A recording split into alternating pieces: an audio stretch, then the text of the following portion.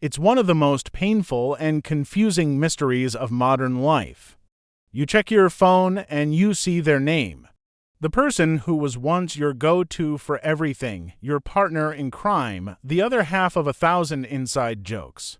But now, there's just silence. Your texts are left on read. Your calls go to voicemail. Plans are canceled with vague excuses until eventually the excuses stop and so do the invitations. They haven't blocked you. There was no big fight, no dramatic explosion, no final, tearful confrontation. They just faded. They became a ghost in your phone, a stranger with your best friend's face. This is how most friendships truly end. Not with a bang, but with a quiet, agonizing whisper, and it's almost never for no reason. Beneath that silence, a series of invisible poisons were at work, turning a bond that felt unbreakable into a bitter memory.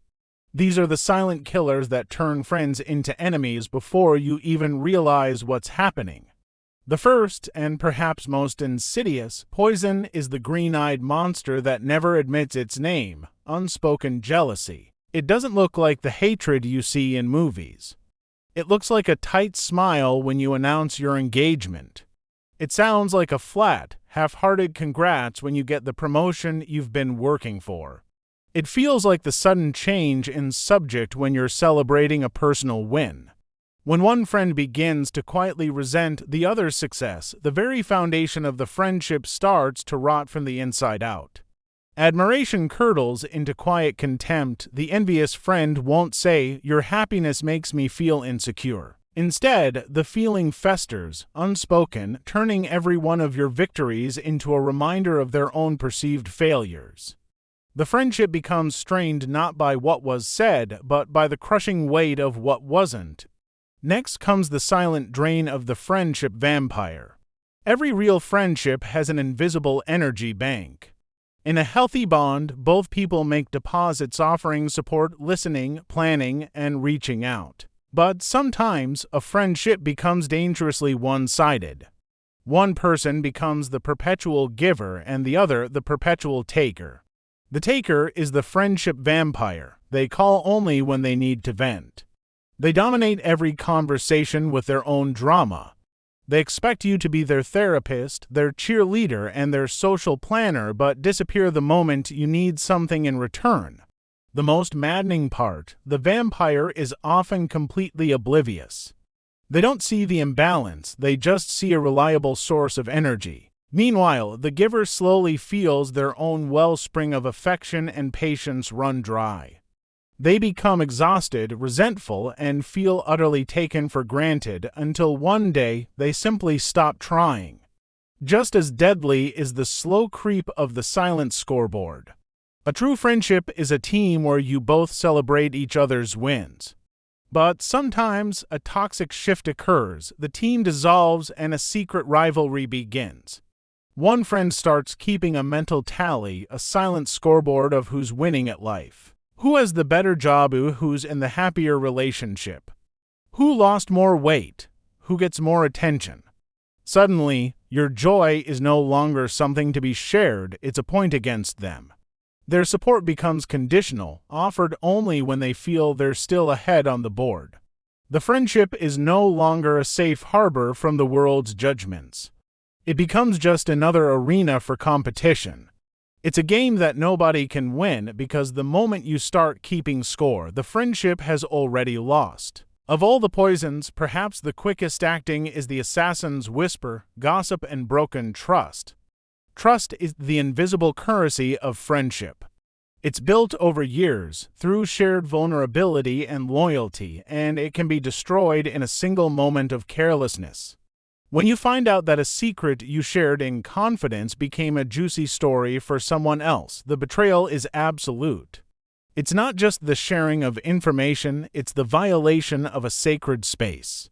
What makes this so devastating is that the damage is almost always done behind your back. You notice it first in the cold shoulders from others, the strange looks, the rumors that get back to you. The friendship is murdered in secret, and by the time you realize it, the trust is already gone, often beyond repair. An apology can't unring that bell. Then there's the friendship killer that so many of us have experienced, the relationship invasion. Your friend meets someone new and you're genuinely happy for them, but then, slowly, things change. It becomes every plan has to be cleared with their new partner. Late night calls are replaced with date nights. Suddenly, you're not just a friend anymore. You're a third wheel in their new, all-consuming universe. The real poison here isn't the new partner. It's the friend who allows the old, foundational relationship to be starved of oxygen.